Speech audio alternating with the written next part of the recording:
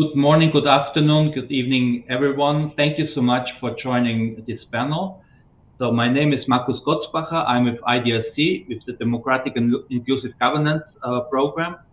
And it's my pleasure to welcome you to this very important panel. So it's on LGBTIQ migrants and displaced persons in Latin America. Most of the session will be in Spanish. So you have in Kudo, you can select your language of choice. So if you go on the left corner down, you can see there's this audio where you can select and switch between English, French, and Spanish. Also, please be aware that we are recording this session, and we accept, of course, Q&A in the language of your choice, but only in written. So if you go to messages, please write your comments, observations, and your questions. If you can, please, in a clear and succinct way, and also to the person who you're addressing your question to in the message box. But first of all, let me introduce you to Caroline Ford. Caroline is the director of IDRC's Democratic and Inclusive Governance Division, and she's going to share some opening remarks. Thank you so much. Please go ahead, Caroline. Thank you very much. I want to wish you a very warm welcome to this session, and I also want to wish you happy Pride Month. It's almost at the end of the month, and I hope that you've been enjoying any and all activities that have been available online or around the world.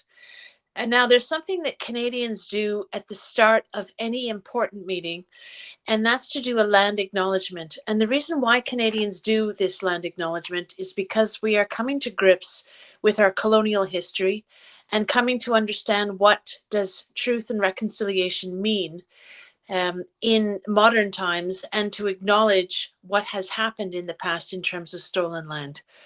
So I'd like to acknowledge that IDRC's office here in Ottawa, Canada, and the land where my own home is situated on the traditional and unceded territory of the Algonquin and Anishinaabe peoples. I'd also like to recognize that you, from wherever you are joining us today from many places near and far. And I also acknowledge the traditional owners and takers of those lands as well. Now, in terms of why we're all here, it's clear that there has been an increasing concern for the protection of LGBTQI plus people, migrants and refugees from around the world. Over 70 countries globally now criminalize, and I really want to say that word again, criminalize same-sex relationships and love through criminal law restrictions. Uganda, as we all know, has recently joined the rest of the countries with the most punitive law against LGBTQI peoples and their rights to love whom they please. Now, amongst the key challenges, forced disappearances of LGBTQ plus are alarmingly on the rise, with no conclusive data either at the national or the regional level being available. The lack of protection that LGBTQI plus people around the world is one of the contributing factors to the increasing migration and forced displacement around the world. Now, although inclusive societies promise more sustainable human development outcomes, LGBTQI plus people have been denied this social inclusion and fundamental respect for their human rights. They face multiple forms of violence, such as extortion, institutional and sexual violence, before, during, and after the migration or displacement process. And the situation is even worse when it comes to health, including mental health.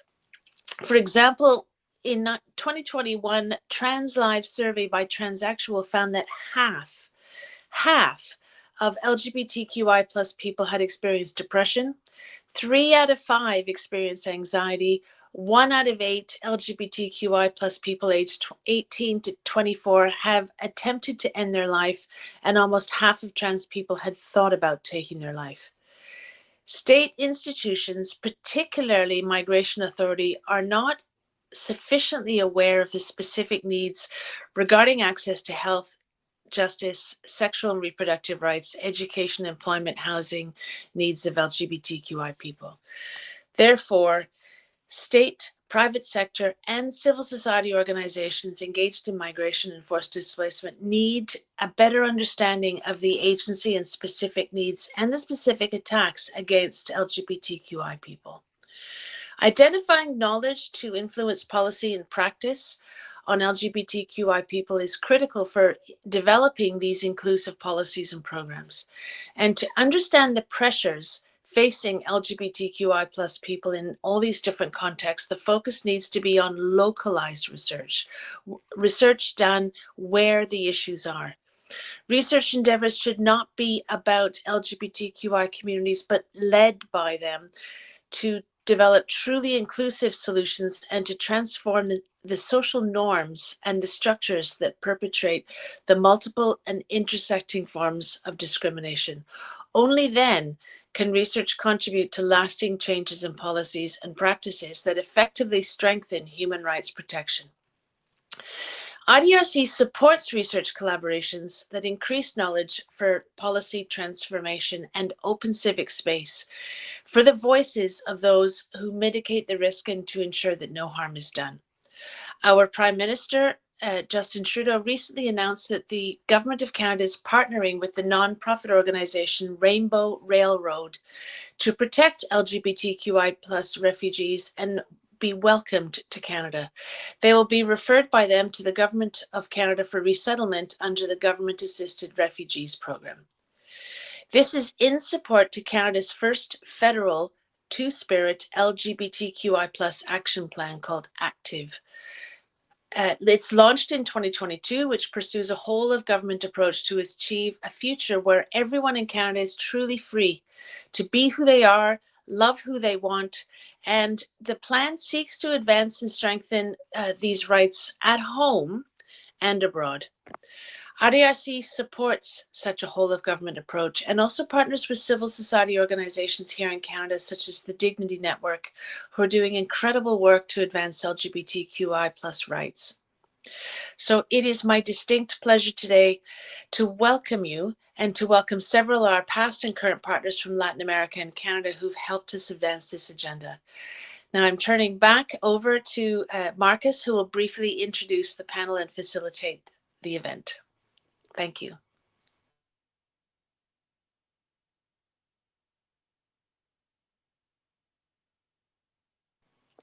Marcus, I'm afraid we can't hear you. Okay, now you can hear me. Thank you so much, Caroline. Sorry for this interruption. So I just was saying that I want to a big introduction because we shared the bios with the participants already, and I just want to explain briefly the agenda. So we're going to have 3 blocks of questions, which I'm going to pose and ask the panelists to answer, to respond, and afterwards we're going to have Q&A and some concluding remarks. So thank you so much. I still can see we have unfortunate problems, especially with Raul. I know he was in Tapachula at the border. Maybe there's some problems with the internet, so I can't even see the messages on WhatsApp. So I don't know what's going on. So hopefully he can connect. So I'm just going to jump into the event now. Voy a cambiar ahora al español. Y bueno, tenemos un orden establecido ahora para la primera ronda de preguntas y me gustaría empezar con Sofía. Las preguntas que estoy haciendo me gustaría que puedan brevemente explicar cuáles son los desafíos principales que esas poblaciones están enfrentando. Y luego también me gustaría saber, nos gustaría saber qué están haciendo sus organizaciones para apoyar esas poblaciones. Y también por qué es importante, por qué consideran que es importante de aumentar la visibilidad y sobre todo la agencia de migrantes, de personas migrantes desplazadas LGBTQ. Sofía, tú tienes una presentación, voy a intentar compartir la pantalla, espero que se está viendo. Y entonces le doy la palabra a ti, Sofía, por favor, adelante. Tienes que activar tu micrófono. Gracias.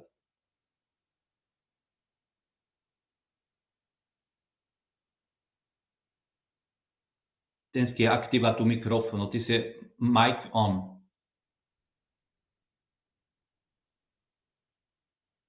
Sofía, tu micrófono, por favor.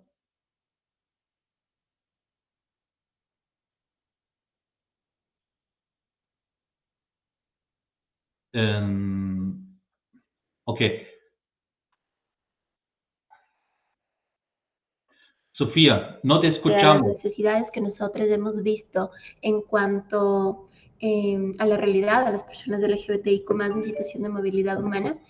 En primer lugar, es que, bueno, hemos analizado que las personas LGBTIQ más en situación de movilidad humana son expuestos a múltiples formas de violencia.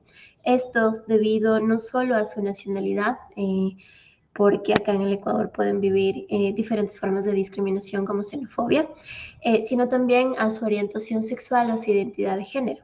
Frente a ello analizamos como dos situaciones que son, en primer lugar, cuando es el primer paso en el tema del tránsito. Ahí está bien, Marcos, muchísimas gracias. Y en segundo es cuando analizamos también el tema de ya cuando las personas aquí LGBTIQ más están, digamos, ya en permanencia aquí en el país. Entonces, las necesidades emergentes en la primera edad deben ser muy particulares, ¿no? Respecto a alimentación, a vivienda, un techo, a salud, entre otras cuestiones. Y las personas que ya se quedan acá, pues justamente está relacionado al tema ya de la integración socioeconómica. Para comentarles un poco, entonces, Diálogo Diverso es una organización sin fines de lucro, no gubernamental, y defendemos y promovemos los derechos de la población LGBTIQ+, de mujeres y otros grupos en situación de vulnerabilidad. Podemos pasarle. Nosotros nacimos en el 2018 justamente al ver que en Ecuador en ese momento no había una organización que trabaje específicamente para personas LGBTIQ+, en situación de movilidad humana. Para contarles brevemente, nuestras áreas de gestión son derechos de personas LGBTIQ+, democracia, género y prodiversidad, que es innovación y emprendimiento. Me voy a centrar en la primera y en la última. En derechos LGBTIQ+, justamente para la promoción y protección de derechos, nosotros tenemos nuestro Centro de Atención, Información y Referencia, que justamente es un espacio seguro para brindar a las personas LGBTIQ+, en situación de movilidad humana, alternativas de protección y protección. Por ejemplo, en este espacio nosotros brindamos trabajo social, asesoría médica, asesoría legal, asistencia psicosocial, entre otros, justamente para poder sanar las necesidades de las personas LGBTIQ+, que por diferentes razones, lastimosamente, en el Ecuador todavía no existe un protocolo, bueno, existe el protocolo, digamos, en papel, pero la realidad es que todavía existe mucha violencia y discriminación para estas personas en servicio público, y muchas veces ellas prefieren no hacerlo y más bien acuden a organizaciones de la sociedad civil. Trabajamos en democracia participativa también, promoviendo la democracia y la no corrupción, en género y en innovación y emprendimiento, en donde también desde Diálogo Diverso hemos promovido la Escuela de Emprendimiento Prodiversidad, que es una escuela en habilidades blandas y específicas para que emprendedores LGBTIQ+, migrantes y refugiados puedan acceder a diferentes capacitaciones y también acceder a capital semilla, ¿no? Para justamente poder establecerse de mejor manera en el Ecuador. La siguiente, por favor. Actualmente estamos en las ciudades de Quito y Cuenca. Quito es la capital del Ecuador y Cuenca pues en el sur del país. Siguiente. Comentarles, bueno, dentro de algunos proyectos centrados justamente en lo que les mencionaba del Centro de Atención, Información y Referencia, está Mi Casa Fuera de Casa, que alrededor ya hemos brindado 45,000 asesorías en temas legales, psicosociales, médicos desde el 2018. Y bueno, eso también ha sido gracias al apoyo de agencias de Naciones Unidas y otros cooperantes. Gracias a un reconocimiento también de la Oficina de Población de Estados Unidos con Julia Tabb, pudimos incrementar nuestras oficinas y también fortalecer la entrega de medicamentos y asistencia médica también para personas LGBTIQ+. Siguiente, por favor. Nosotros desde Diálogo Diverso también trabajamos justamente con Rainbow Railroad de Canadá en un proyecto que fortalece la asistencia psicosocial a personas LGBTIQ+ en situación de movilidad humana. Realizamos algunos grupos de apoyo. Recién terminamos un grupo de apoyo con mujeres lesbianas, bisexuales y queer, para poder conocer sus necesidades, para poder entender. Son diferentes temas, esto ya depende del grupo, pero hemos tratado desde temas de cómo salir del closet, entre comillas, hasta cómo generar una red de mujeres, etcétera, etcétera, etcétera. También en el proyecto Sembrando Salud, gracias a la Fundación Panamericana para el Desarrollo, fortalecemos también el tema de kit de alimentos para entregar a personas LGBTIQ+, pero acompañado también de un sistema de nutrición. También hemos trabajado en el programa Existimos, el cual tiene como objetivo fortalecer también la visibilidad del activismo y la participación de mujeres lesbianas, bisexuales y queer, quienes históricamente pues se nos ha negado también derechos, no solo por ser mujeres, sino también por nuestra orientación sexual o identidad de género. Entonces justamente queremos romper con esos parámetros. Siguiente, por favor. Y como les comentaba en el tema de prodiversidad, nada más para tener una visión, hemos tenido algunas etapas en cuanto a la entrega también de capital semilla y de procesos de habilidades blandas, capacitaciones para emprendedores LGBTIQ+, migrantes y refugiados. Al momento, desde el 2021, se han entregado $104,000 en insumos. Es decir, nosotros hacemos un acompañamiento a las personas migrantes, les fortalecemos, les brindamos capacitaciones, les apoyamos en cómo generar un plan de negocios, tips de marketing digital, temas de finanzas, entre otros, y luego se les entrega en insumos este capital semilla. Hemos tenido casos de emprendedores, por ejemplo, que se dedican a la venta de comidas en algún restaurante, entonces se fortalece, digamos, con la compra de algún insumo, de alguna cocina, un microondas o materiales, entre otras cuestiones. Hemos tenido emprendedores de diferentes temas, en temas de animales, en temas de belleza, entonces también la idea es fortalecer eso, pero la entrega se hace pues a través de los insumos. Siguiente, por favor.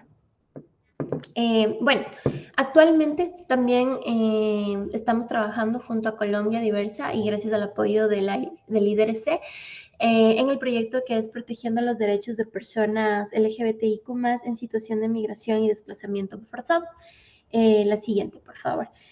Bueno, y el objetivo de este proyecto principalmente es promover la gobernanza incluyente e integración socioeconómica, jurídica, política de personas LGBTIQ+, en situación de movilidad humana y desplazamiento forzado en América Latina.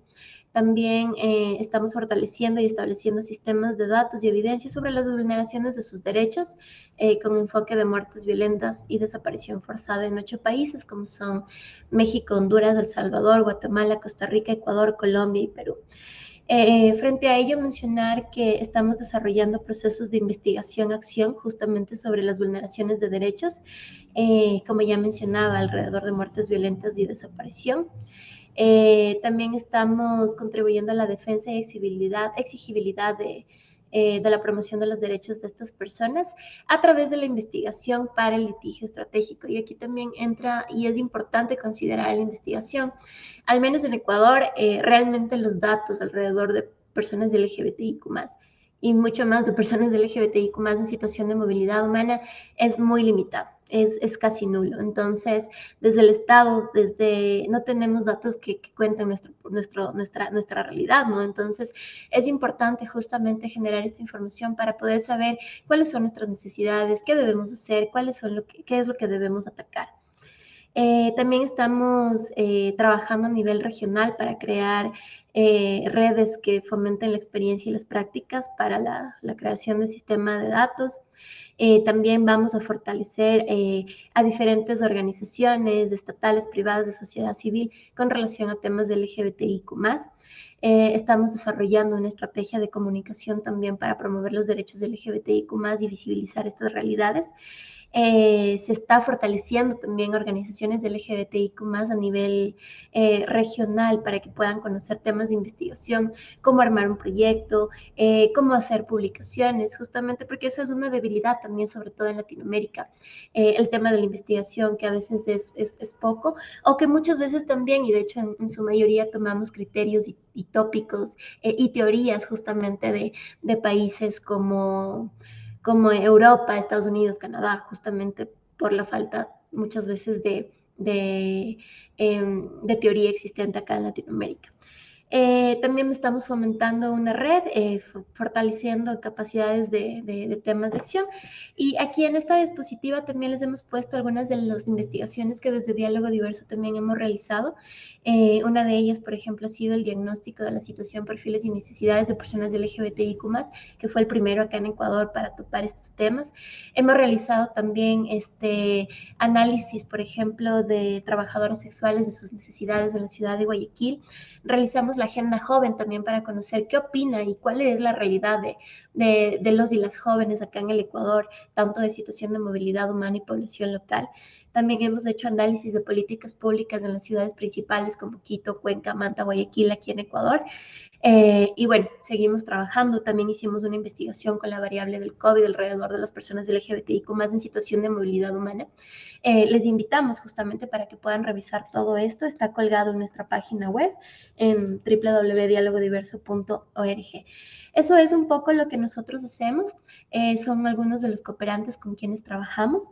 Y para cerrar, también creería que es importante el tema de la visibilidad, de poder mostrar las diferentes situaciones, los diferentes enfoques también de las personas LGBTIQ más en situación de movilidad humana, no solo para brindar una asistencia, sino también para visibilizar estas realidades, evitando las vulnerabilizaciones de derechos, ¿no? Muchas veces acá en Ecuador también los medios de comunicación todavía promueven discursos xenofóbicos, LGBTIQ-fóbicos, entonces es importante visibilizar esta realidad, trabajar desde diferentes espacios, alrededor de capacitaciones, atenciones.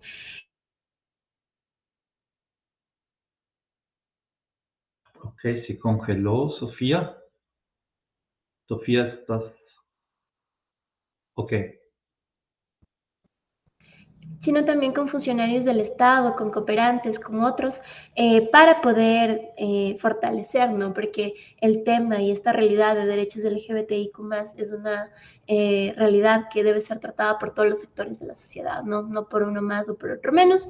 Y nada más también finalizar mi intervención haciendo una reflexión sobre este mes, a propósito de que mañana es justamente el Día Internacional del Orgullo, que todavía tenemos que trabajar. Personalmente, como mujer lesbiana, todavía vivimos diferentes vulneraciones, discriminaciones, exclusiones, entonces debemos de seguir exigiendo, ¿no? Debemos seguir luchando y también abriendo puertas para que nuestros derechos se cumplan y sean exigidos en diferentes esferas.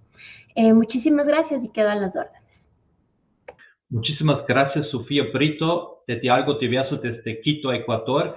Gracias por presentar su impresionante trabajo y su gran labor que están haciendo no solamente en Ecuador, sino en toda la región. Bueno, como próximo panelista voy a invitar a Carlos Mantilla de Colombia Diversa, que nos acompaña desde Bogotá, de hacer una presentación también y hablar en cuanto a los desafíos y también porque es importante aumentar la visibilidad y sobre todo también fomentar la agencia de esas poblaciones. Adelante, Carlos. Gracias. Hola, Marcus. Muchas gracias por el espacio.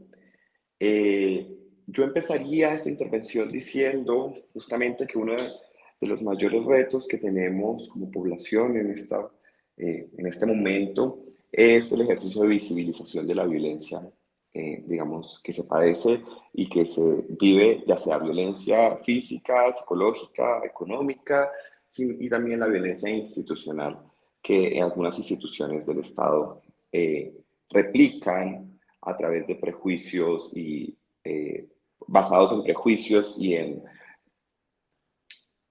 ideas preconcebidas que no son necesariamente reales.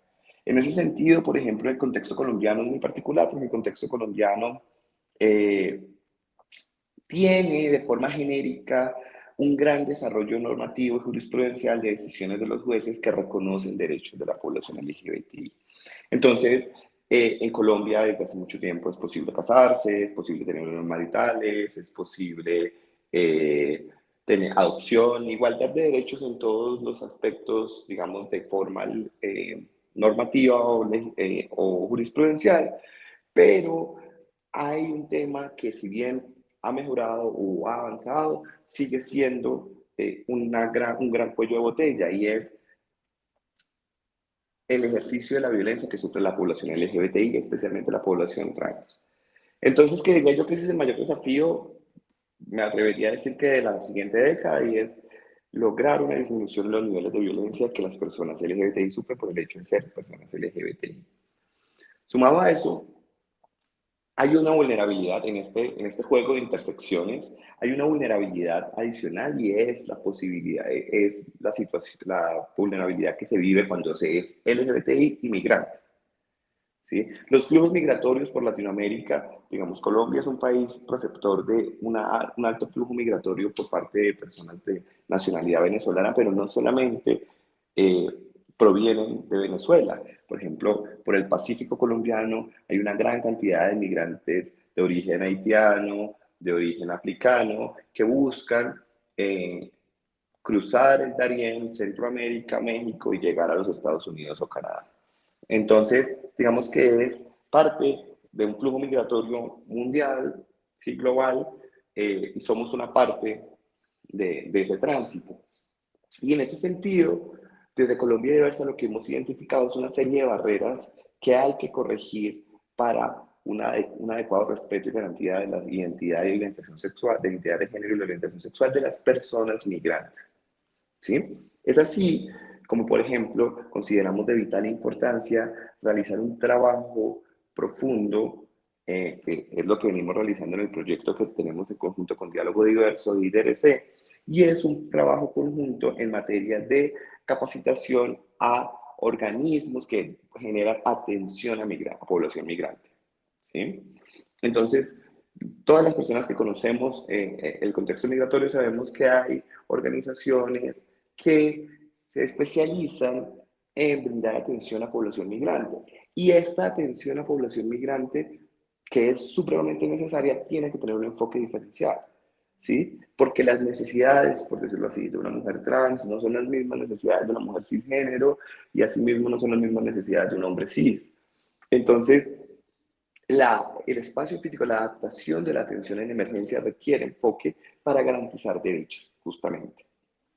Porque si no, lo que termina generando esto es una exclusión de las personas migrantes que están en situación de emergencia, que no pueden acceder a los servicios de atención a emergencias, que muchos de estos son financiados por cooperación internacional, y a la vez las y les deja en una situación aún más precaria, ¿sí? De falta de reconocimiento de derechos y de falta de garantías para el ejercicio de su ciudadanía, ¿sí?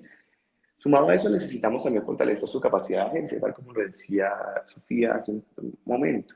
Es necesario, necesitamos que las personas puedan tener y conocer cómo navegar un nuevo sistema, cómo acceder a ciertos servicios y beneficios que tienen, cómo acceder a ciertas garantías constitucionales, justamente porque vienen de un contexto distinto en el cual, digamos, normativamente, la legislación es distinta, pero adicionalmente a ello, también es importante porque necesariamente requieren aumentar su capacidad de agencia si quieren permanecer en el territorio, porque al final los servicios, digamos, de atención humanitaria y de atención de emergencias se agotan y necesitan empezar a, por decirlo así, usamos una palabra que nos parece muy adecuada y es navegar los sistemas del nuevo país donde se encuentran de forma autónoma, justamente para garantizar sus derechos. Entonces, también por eso en este proyecto tenemos un gran componente de fortalecimiento en las capacidades de agencia de la población migrante, especialmente migrante venezolana, para que pueda ser exigible derechos. ¿Sí? Vemos que Colombia, en materia de atención a población migrante de nacionalidad venezolana, pues tiene una serie de dispositivos normativos muy interesantes, muy importantes, como el Estatuto Temporal de Atención a Población Migrante Venezolana, que es un mecanismo de regularización que busca que la población pueda, digamos, regularizar su permanencia en el Estado colombiano y acceder a la posibilidad de ingresar al sistema, ¿sí? Sistema de salud, sistema de pensiones y demás. Pero esto tiene también unas complejidades en la medida en la que la vamos implementando. Entonces, el reconocimiento, por ejemplo, que ha sido una gran barrera, el reconocimiento de parejas binacionales, ¿sí? del mismo sexo.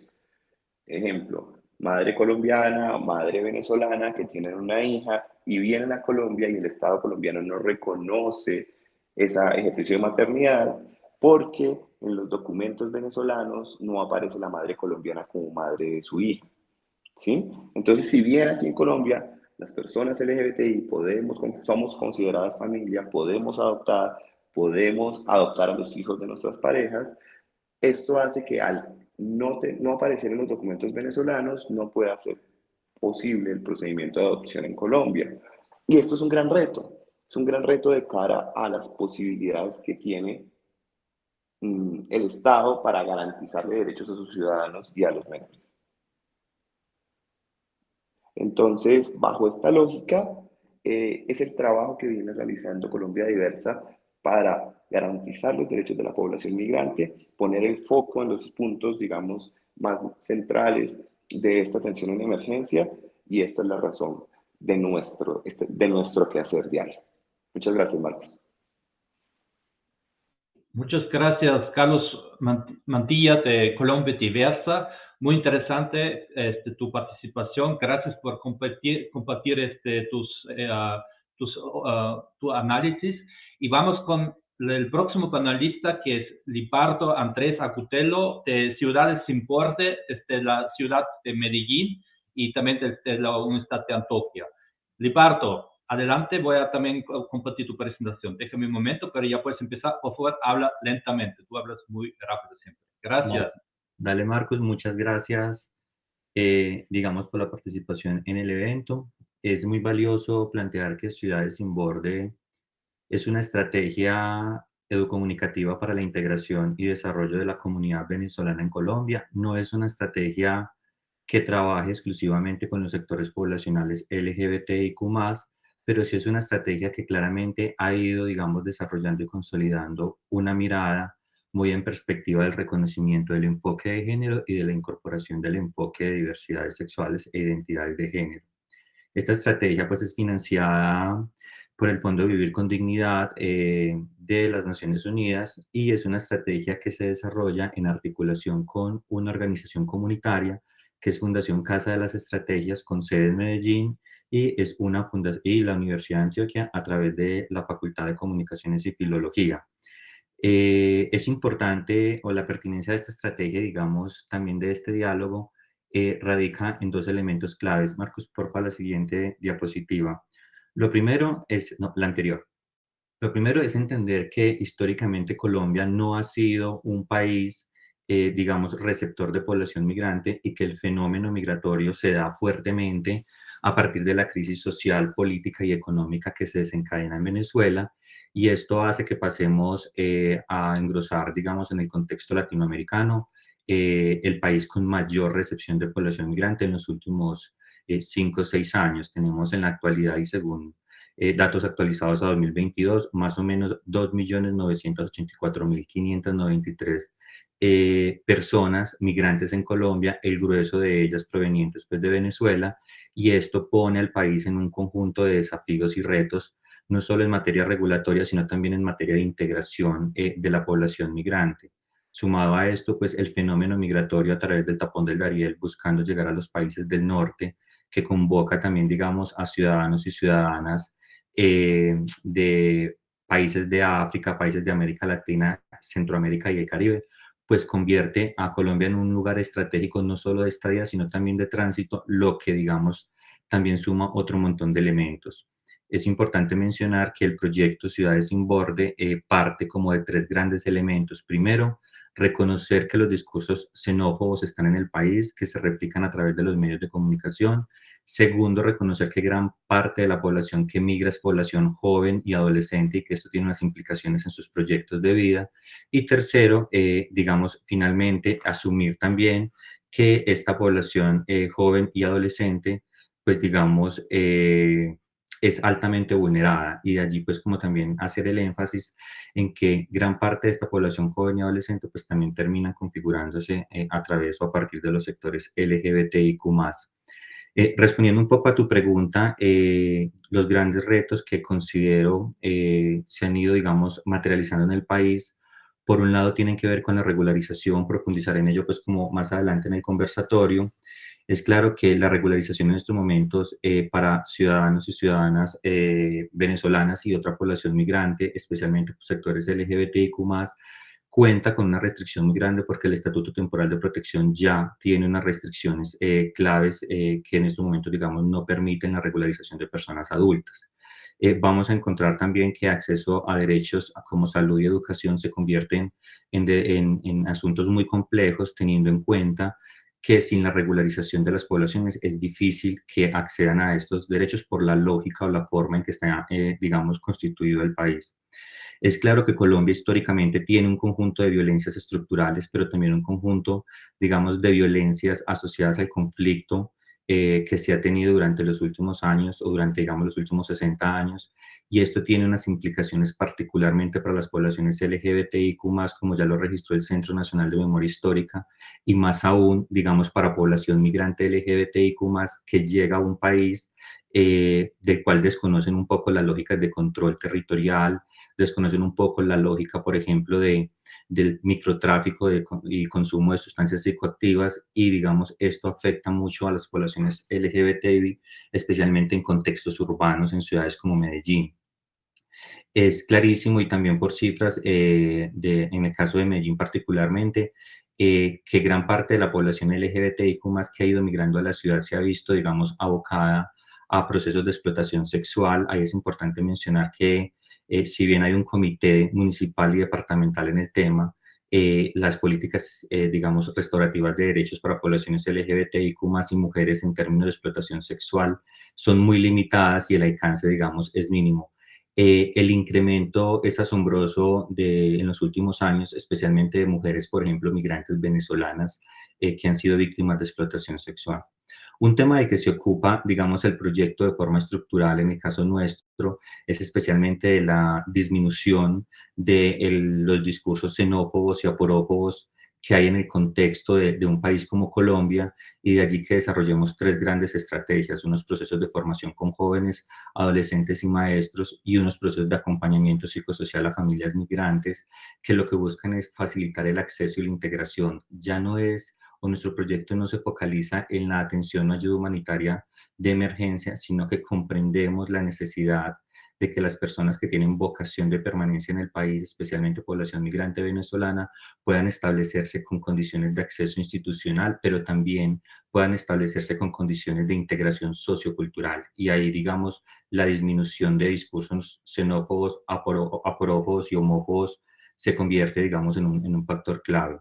Para ello también desarrollamos una estrategia de medios que se consolida a partir del desarrollo de un conjunto de campañas y articulación con diferentes medios de comunicación, y teniendo en cuenta que la mayor parte de población, digamos, que atendemos es población joven y adolescente, pues nos encontramos en el proceso de desarrollo de una investigación que posibilite, digamos, a futuro el establecimiento de un protocolo tipo recomendación para, digamos, la incidencia o la transversalización de los diferentes enfoques migratorios, entre ellos también el enfoque LGBTIQ+, de poblaciones migrantes. Si quieres, Marcos, pasamos a la siguiente diapositiva, por favor.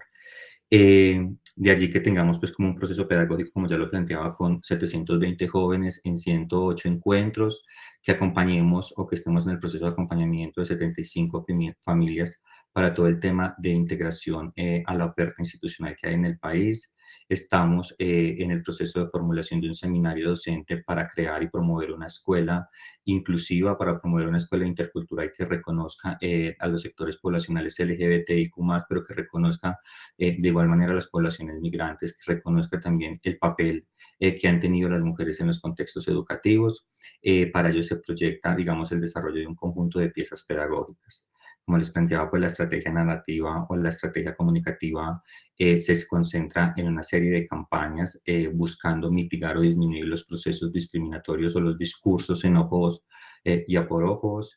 De allí también se desencadenan un conjunto de acciones en territorio como tomas culturales, y proyectamos la realización de una exposición final en la que, digamos, haya convergencia de cada una de las ciudades en las que nos encontramos.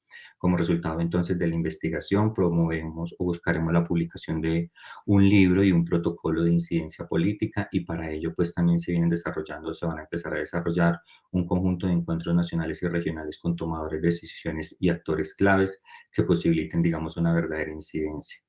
El proyecto se encuentra en ejecución en 6 ciudades de Colombia, 3 de ellas lideradas por la ejecución de la Universidad de Antioquia a través de la Facultad de Comunicaciones y Filología. Ellas son Bogotá, Barranquilla y Cali, y las otras 3 lideradas por la Fundación Casa de las Estrategias, que son Apartado, que queda cerca de toda la región del Tapón del Darién, Cúcuta, que está en, digamos, zona fronteriza con Venezuela, y Medellín, pues por lo que también planteábamos en estos flujos migratorios. En una preguntita más adelante, digamos, buscaré desarrollar un poco los retos y desafíos de la investigación que también aparecían dentro de la presentación. Muchas gracias, Marcos.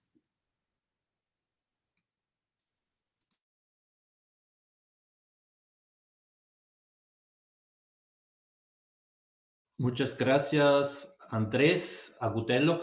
Andrés no solamente investigador de la Universidad de Antioquia, pero yo lo conozco porque tenemos un proyecto con Andrés y con su equipo de la Universidad de Antioquia, con el Observatorio de Seguridad Humana, donde justamente promovieron esa figura del co-investigador desde las comunidades, también con la población LGBTQ en Medellín, que me parece sumamente importante, porque fue solamente una investigación, por y sobre esas poblaciones, sino también a través y conjunto con esas poblaciones.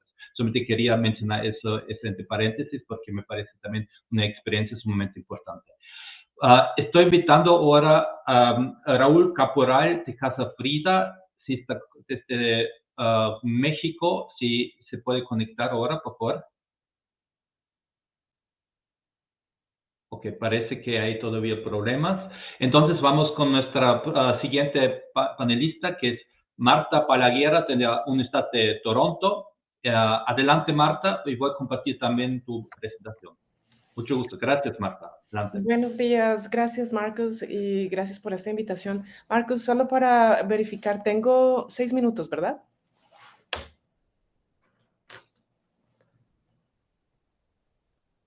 Sí, tengo que cambiar. Sí, adelante, por favor. Ok, bueno, solo para la audiencia quería hacer la aclaración de que esta presentación inicialmente la hice en inglés y por lo tanto voy a hablar en inglés, pero para las preguntas y respuestas, por supuesto, lo puedo hacer en español. Okay, so my presentation is titled Trans Refusal, so I'm going to change my audio settings. Okay, so this is, can we please move to the second slide? Thank you. So my presentation is titled Trans Refusals, and I'm going to broadly be speaking about how trans asylum seekers and trans migrants refuse certain things. But before that, I wanted to give you a little bit of a glimpse into the context in which I'm speaking about these topics. So my research is broadly concerned with collective political struggles in contexts of violence, and more specifically in my current book, Project in Progress, I'm writing about transit migration, specifically Central American transit migration across Mexico and into the United States. And so part of this research involves what has become known as vulnerable populations, among others, LGBTQI plus populations. And so what I have registered, my research is placed in the 2010-2020 decade. And what I was able to identify was several turning points in the decade, one of which is what I call the feminization of the displacement crisis. In 2014, there was a massive arrival of children and families at the US border. And suddenly the discursive formation that was framing kind of like the migrations from Central America across Mexico and into the United States changed. For several years, migrations from Central America had been like broadly being represented as economic migrations. And it is in 2014 that there is a shift, because there is a recognition of the feminized subjects that are transiting across Mexico, and hence a recognition that these are vulnerable populations, and there is a different framing. And suddenly these discourses change to really identify that people have protection claims. And so part of this feminization discourse is the transfeminization of that discourse. And so there is a recognition of trans women and transgender women in particular. That's the language that is being used.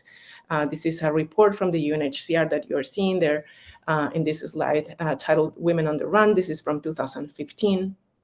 And this followed another report on children on the run in 2014 related to this crisis that I was just mentioning.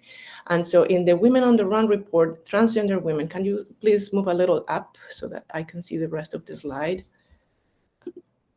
Transgender women are framed as particularly vulnerable groups and as individuals at a heightened risk of persecution. So this is the broad context, and now let me mention a couple of paradoxes that then frame my research. So first of all, and I think that in this I coincide with what Carlos was just saying about how there is a proliferation of discourse and legal measures that intend to protect LGBTQI plus populations, but there is not correspondence in the reality of protection granted to these subjects. So one of the paradoxes is that vulnerable subjects are not necessarily protected.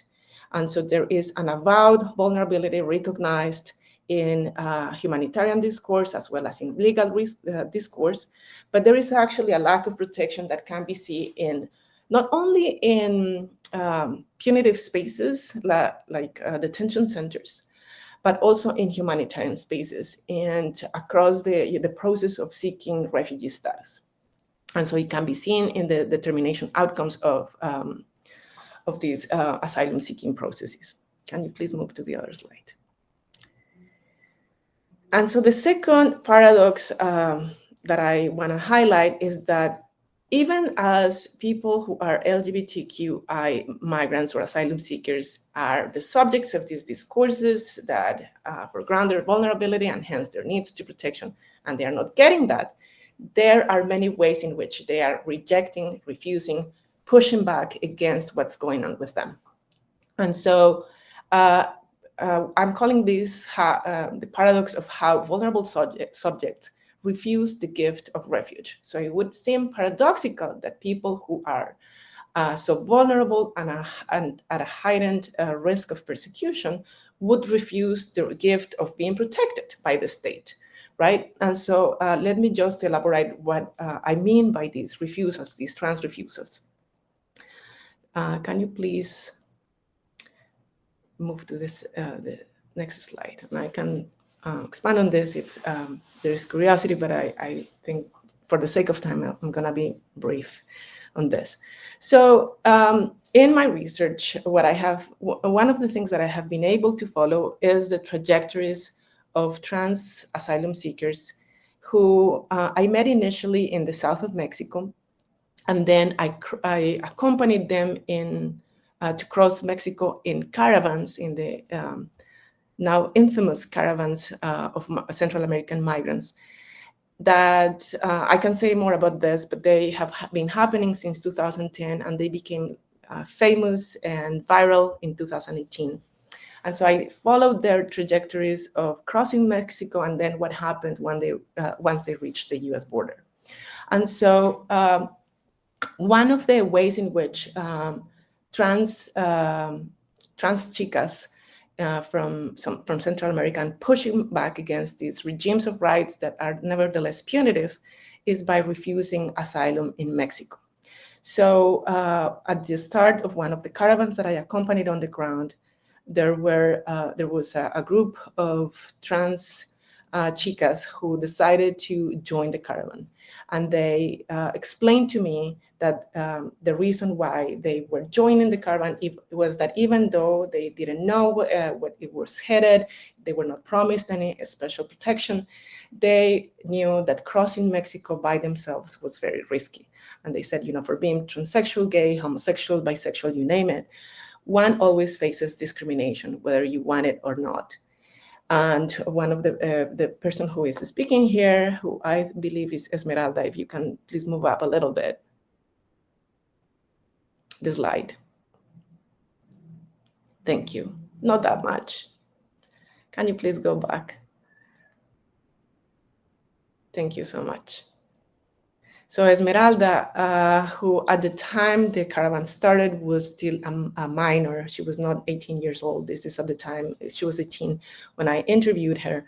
But at the time the caravan started, she was 18 years old. She said to me, can you please move up a little bit, not an entire slide, just a tiny bit to see the texting, no, up. Just to see the text in purple in that slide. Thank you so much.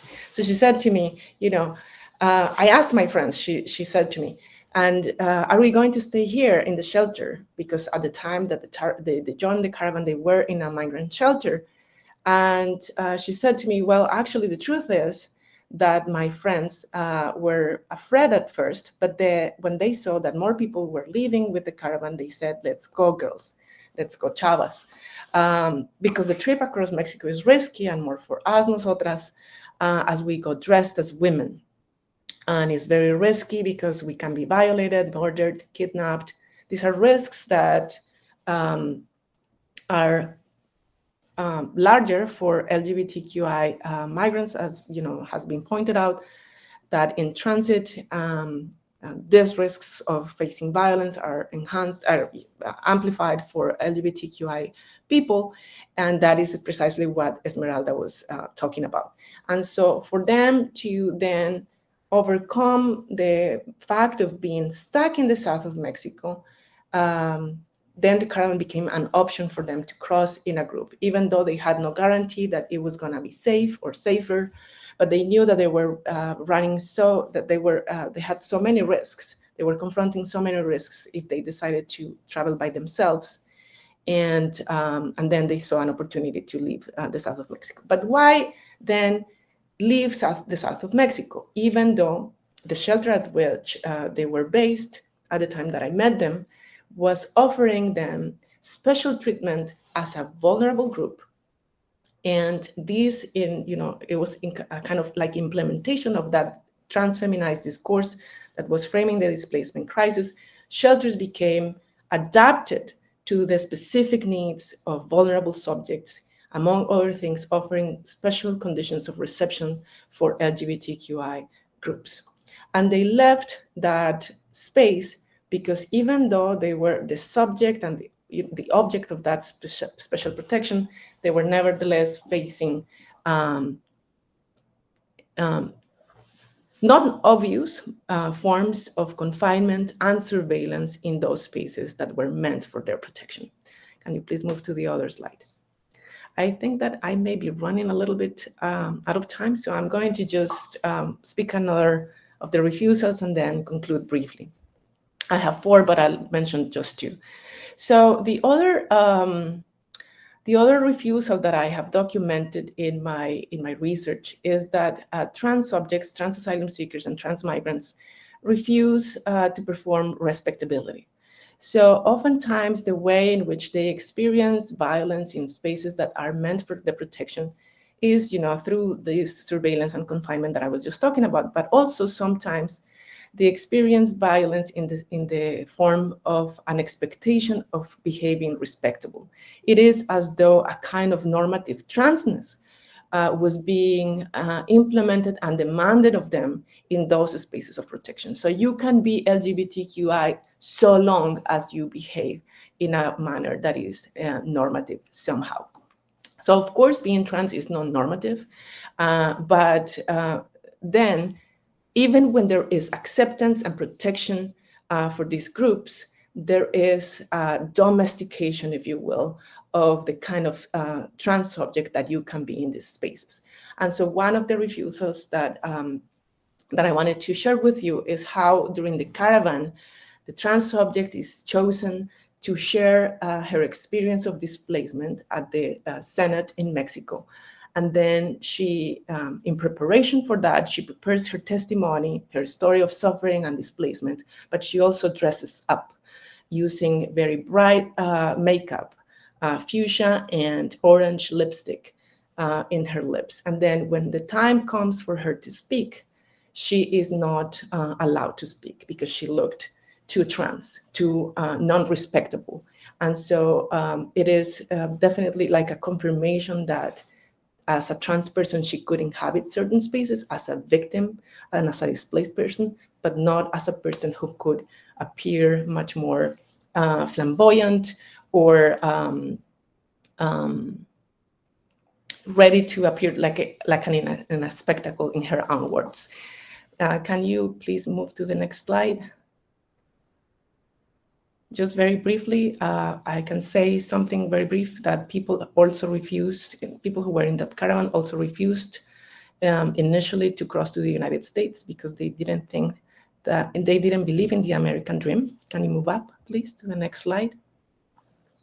They knew that detention was awaiting them if they decided to claim rights, and that eventually people who even cross to the United States and decide to seek asylum oftentimes refuse the rituals of extractions of testimonials of those stories of violence and displacement, even if it's in their best interest, because they are tired of being re-victimized in that extraction of refugee truth.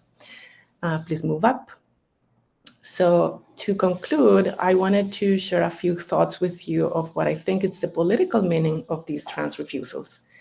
So first of all, when people appear non-respectable in these spaces, I claim it's that they are appearing in, that their appearance is not in accordance with the expectations of that are placed on them, then that expresses itself an appearance otherwise. It is an unauthorized appearance, and I'm thinking about this refusal as a way of enacting an appearance otherwise, an unauthorized appearance as a form of political agency, as a non-normative appearance.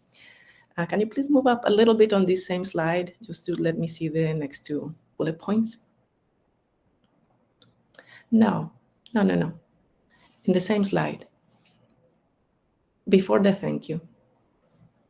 Yeah, that's great. Thank you so much. The other aspect of these trans refusals is that when people are refusing the gift of refuge, the gift of asylum, whether because they don't want to give their testimony of displacement or because they literally leave the places that are intended for their protection, they show us the inadequacy, the illegitimacy, or the inherent violence in those spaces or in those processes. And also it's a challenge of the gift as a gift, and to its figuration as the goal for asylum seekers, and to the expectation that they should be grateful and to reciprocate that gift.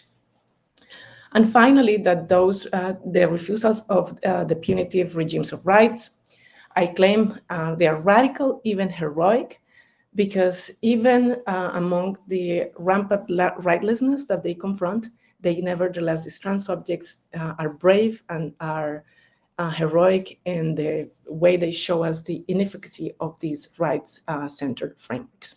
And so with that, I'll leave it there. Thank you so much. Thank you so much, Marta Palaguera, de la Universidad de Toronto.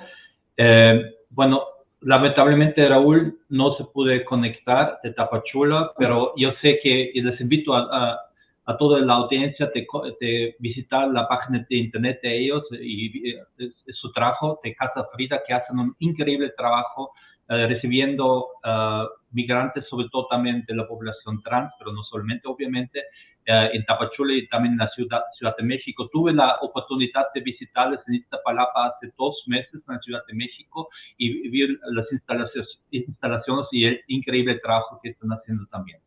Entonces, me da muchísima pena que Caporal no está con nosotros hoy, pero les invito a hacer indagación sobre el trabajo de Casa Frida en México. Entonces, me gustaría pasar a la segunda ronda de este panel, y la pregunta ahora tiene que ver un poco también, como Marta ya empezó. Yo creo que la importancia, sobre todo, también pensar en las estrategias sobre todo de resiliencia y también de resistencia de esas poblaciones. Si nos podrían también compartir sus reflexiones. Y entonces me gustaría hacer una segunda pregunta: ¿qué políticas a nivel nacional, pero también a nivel regional e internacional hacen falta para justamente hacer realidad los derechos que hacen tanto falta para esas poblaciones? Entonces, doy la palabra a Libardo como primer panelista para compartir sus reflexiones en cuanto a esas dos preguntas. Libardo, adelante, por favor.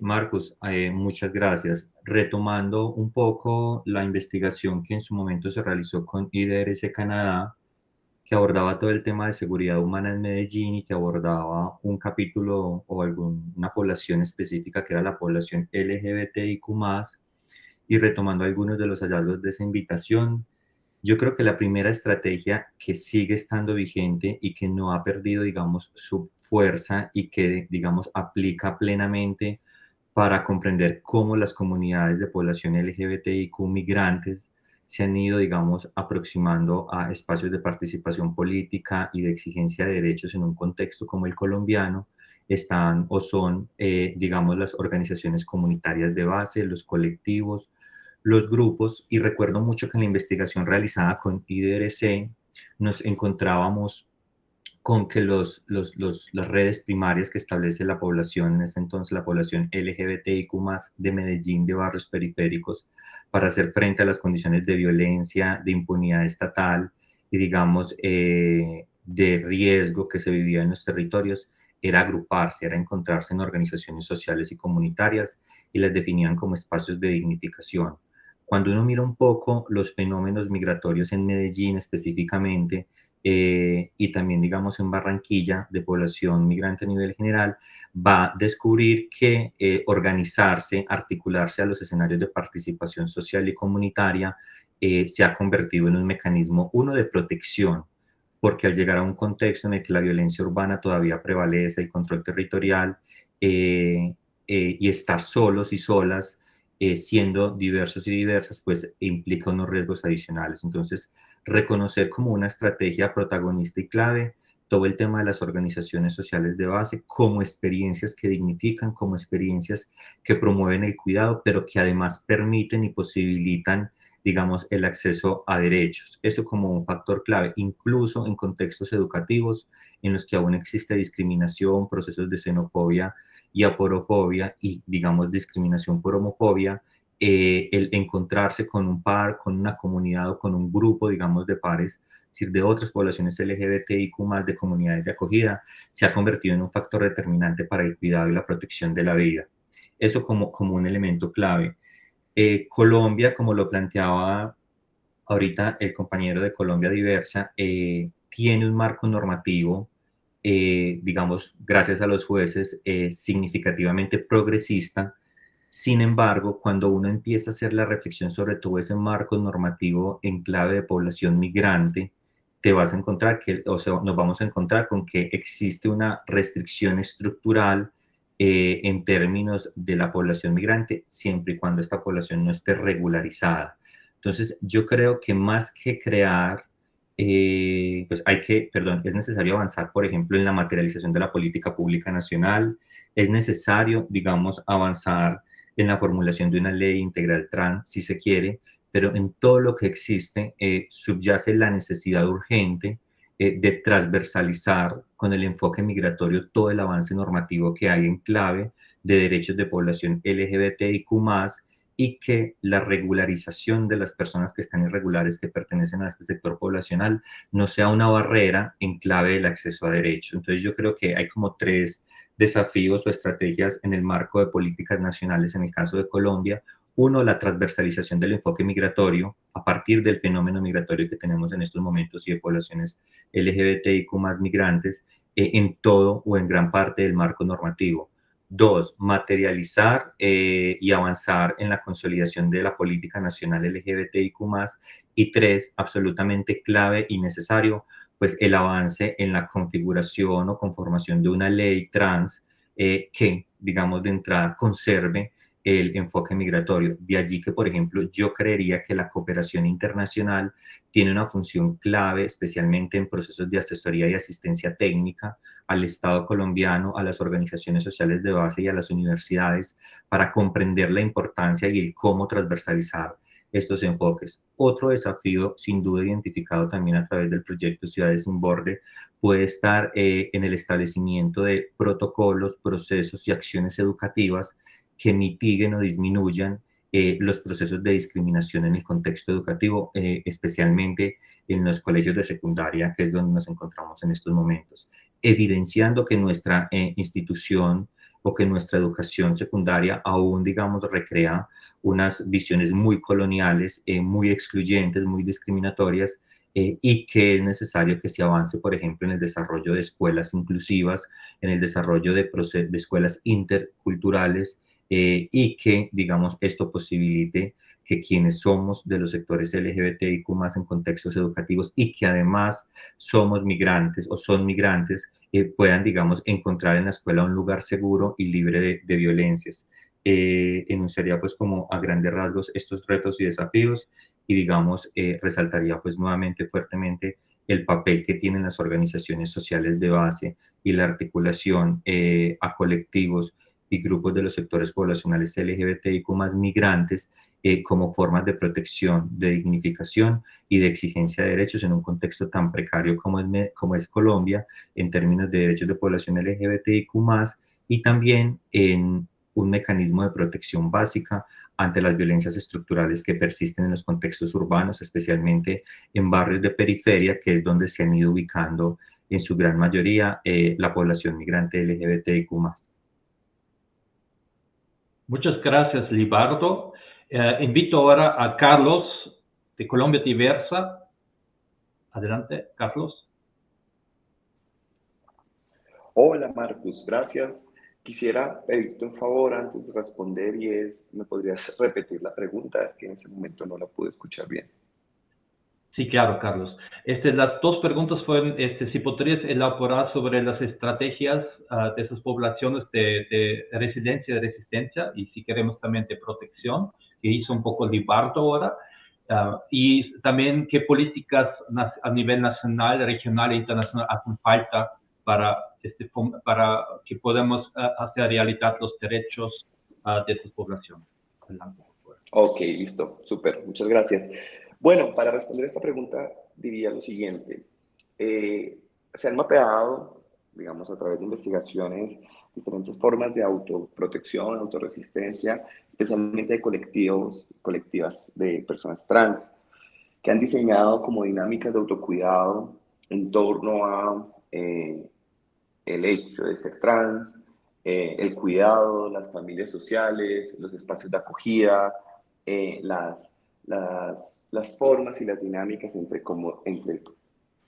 todas ellas se cuidan. Y esto es súper hermoso porque además termina generando unos vínculos, como lo dije anteriormente, de familia social, que son unos vínculos que no se rompen nunca, porque justamente estas personas usualmente son excluidas de sus familias biológicas, por decirlo así.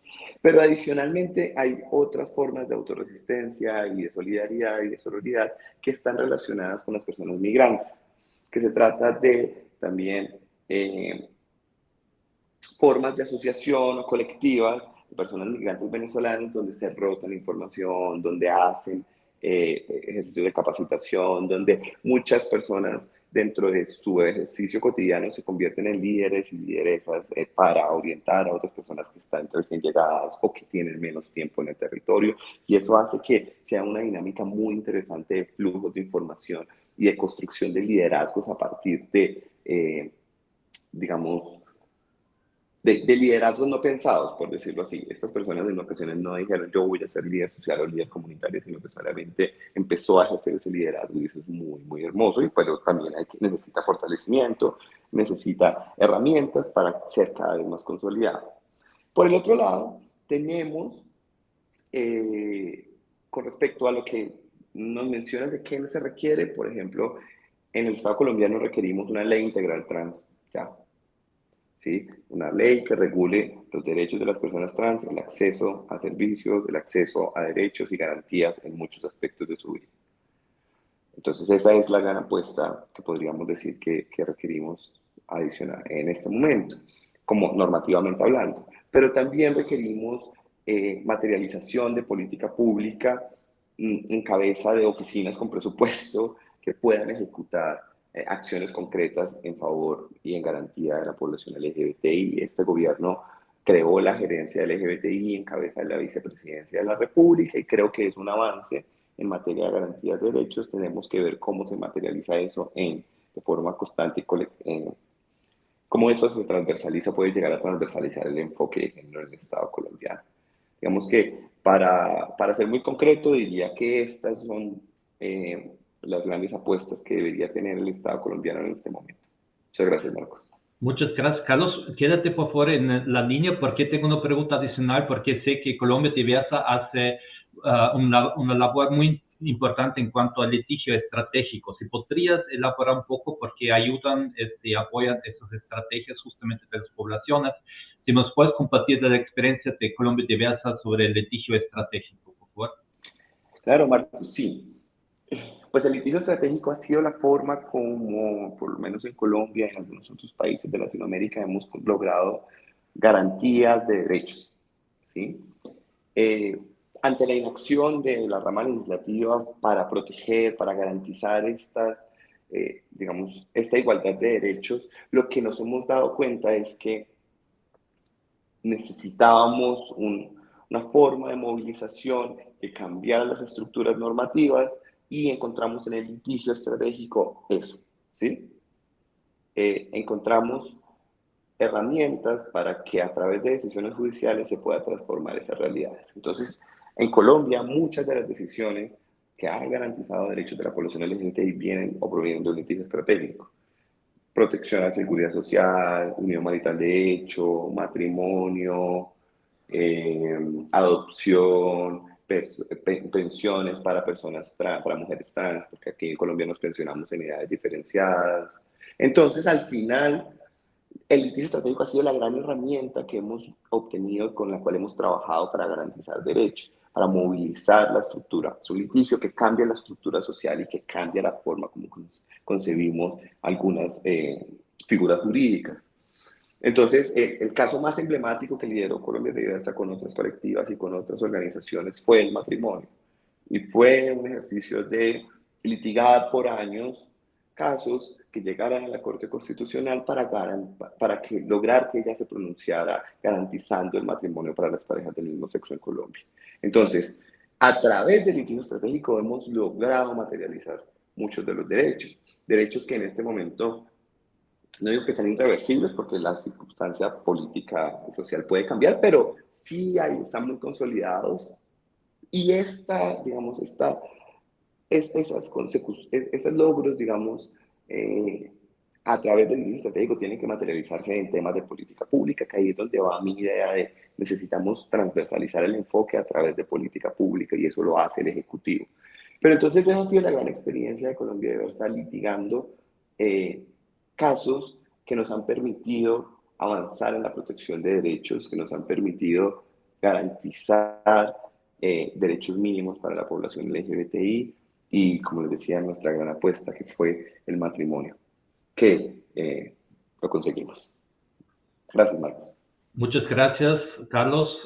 Felicidades por todos sus logros importantísimos en Colombia y creo que también podrían ser como ejemplos para toda la región. Entonces, Marta, por favor, adelante y luego sigue Sofía.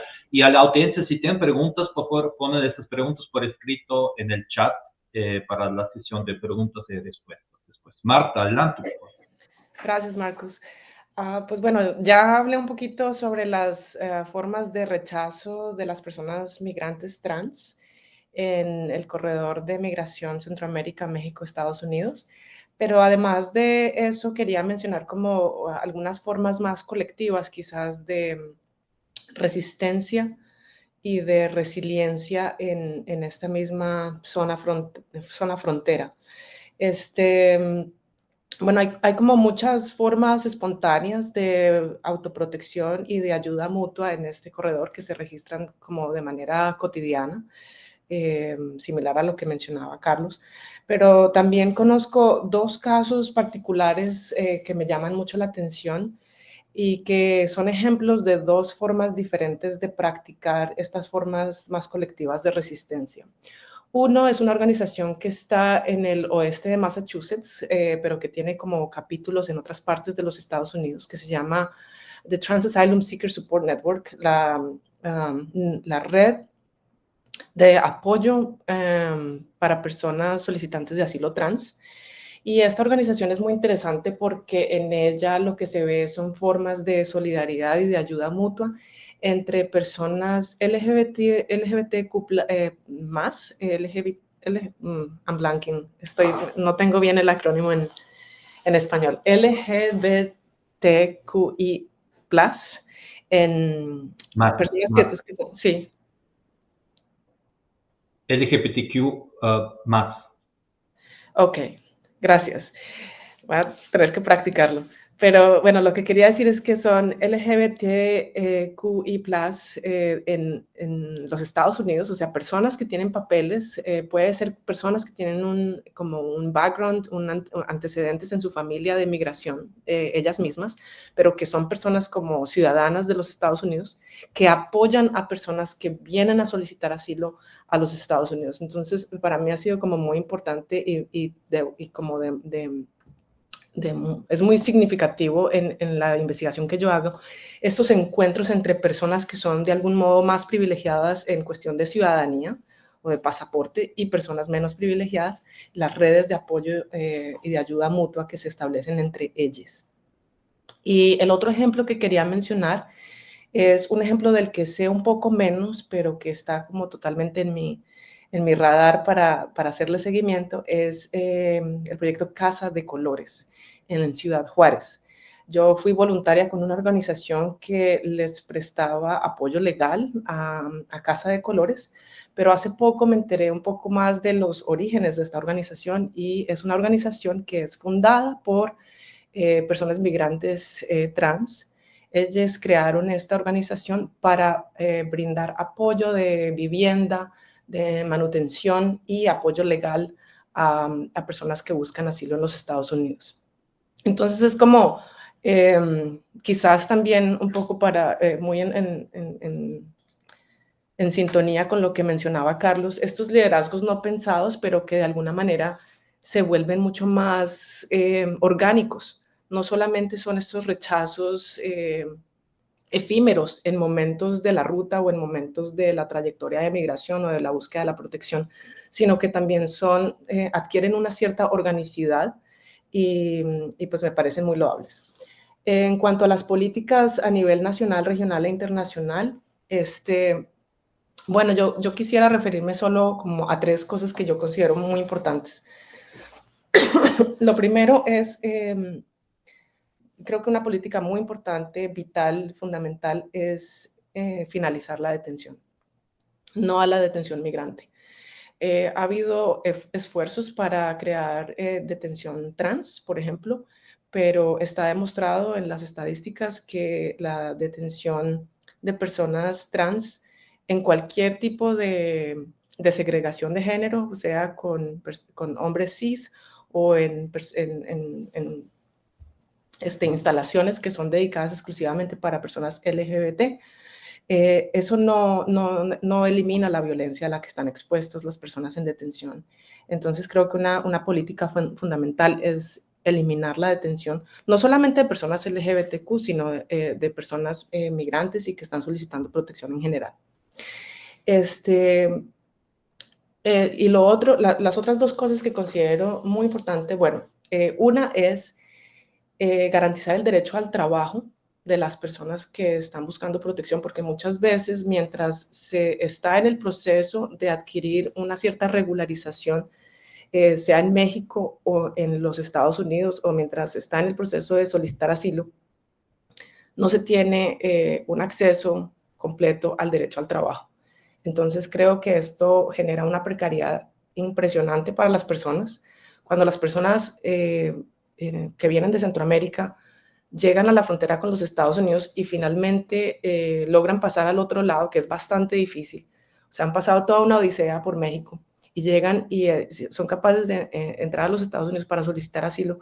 Ahí no acaba la lucha, porque ahí empieza una batalla para combatir la precariedad, que es impresionante, y una de las grandes barreras para el acceso a derechos es el no tener el derecho al trabajo. Bueno, y finalmente, esto quizás no es una política estatal, quizás, pero sí quisiera decir que es muy importante que los espacios humanitarios y los espacios de la sociedad civil, que son solidarios con personas LGBTIQ+, migrantes y solicitantes de asilo, necesitan también pensarse muy seriamente cómo crear políticas de atención no punitivas y no carcelarias, y no vigilantes. Bueno, y ahí lo dejaría. Muchas gracias. Excelente, Marta. Muchas gracias por compartir tus recomendaciones y todas tus reflexiones. Vamos con Sofía. Sofía, de Algo Diverso desde Quito. Adelante, Sofía. Muchísimas gracias, Marcos. Un poco respondiendo a la primera pregunta en cuanto a estas estrategias que tenemos desde la población, sería importante justamente la generación de espacios seguros en donde se fomente el autocuidado. Desde Diálogo Diverso, recopilando un poco el tema de la generación de espacios seguros y de grupos de apoyo. Realmente ha sido un espacio bastante enriquecedor, del cual hemos tenido diferentes experiencias y diferentes resultados. El hecho de que una vez que se terminen las 10 sesiones que se tratan, por ejemplo, alrededor de temáticas que define el grupo, estos grupos pues siguen manteniéndose, siguen de manera estructurada, trabajando de manera independiente, y pues se genera estas redes, ¿no? Desde la experiencia también, por ejemplo, de Existimos, en donde se creó la red de mujeres lesbianas, bisexuales y queer. Uno de los puntos específicos por los cuales se creó este espacio fue justamente por la falta de espacios, debido a que para las poblaciones, en este caso LGBTQ, no existía un espacio específico para poder desarrollarse, y desconocían la información, tenían interés en participar en diferentes actividades al respecto de activismo, de promoción de derechos, pero no sabían cómo hacerlo, no sabían de la existencia de un lugar en específico para mujeres. Entonces, actualmente trabajamos con alrededor de 200 chicas en diferentes proyectos, en diferentes actividades, justamente para poder soportar este tema.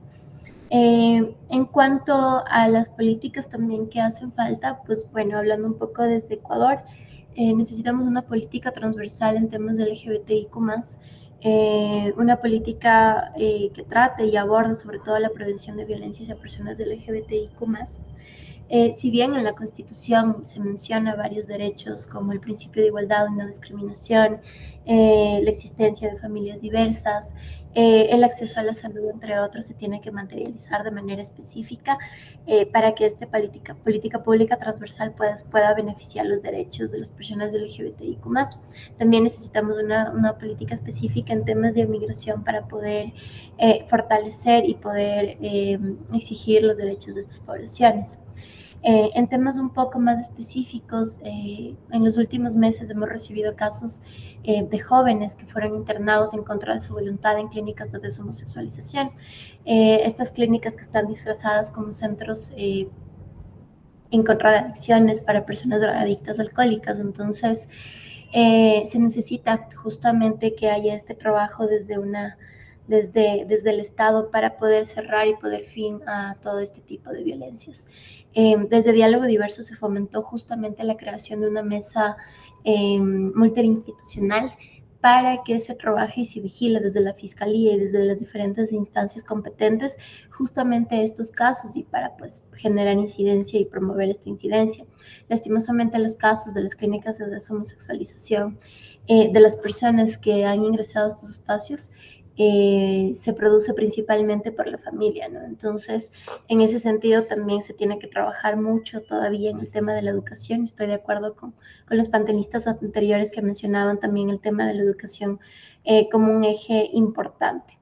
El acceso a la salud también, si bien, como decía, en la Constitución se menciona el acceso a la salud y libre de violencia y discriminación independientemente de nacionalidad, orientación sexual o identidad o expresión de género, es importante también que esto se pueda materializar y se genere actividades y acciones específicas para cada población, porque si bien somos un grupo, no todas las personas LGBTIQ+, tenemos diferentes necesidades, entonces no son las mismas para un hombre gay, por ejemplo, un hombre que tiene relaciones sexuales con hombres, no es la misma realidad a personas trans, quienes, por ejemplo, necesitan todo este tema en asesoría de tratamientos hormonales, para hombres trans, quienes también son una de las poblaciones más vulnerables y más invisibles aquí en el Ecuador, el tema de acceso a ginecología, entre otras cuestiones.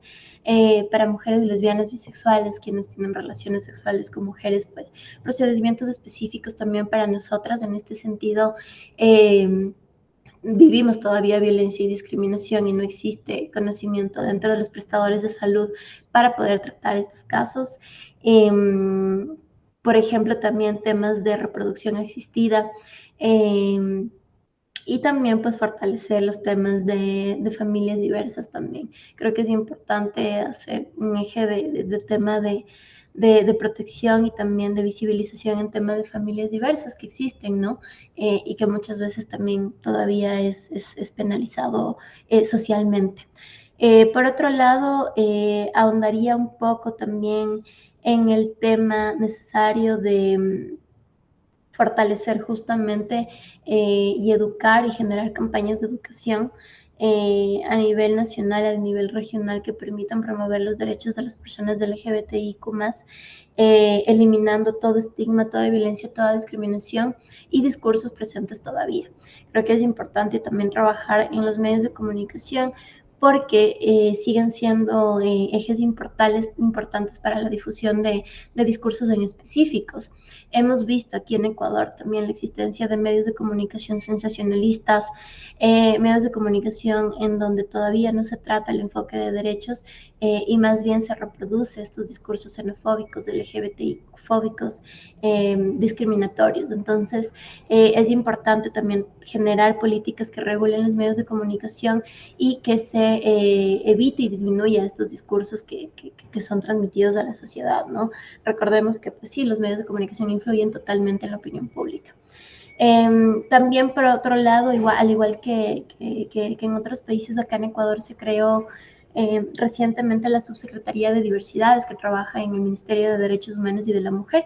Entonces, es importante que se brinde presupuesto a esta institución para poder generar de manera particular incidencia, ¿no? Entonces, cerraría también pues la obligación que tienen las diferentes instituciones del Estado de cooperación, academia y también organizaciones de la sociedad civil, porque creo que el trabajo para promover los derechos del LGBTIQ+ tiene que ser multiactuar y depende y es responsabilidad también de las diferentes partes de la esfera pública, pues asumir sus responsabilidades y trabajar de manera articulada para promover los derechos del LGBTIQ+, de personas migrantes, de refugiados y población de acogida. Eso, muchísimas gracias. Muchísimas gracias, Sofía.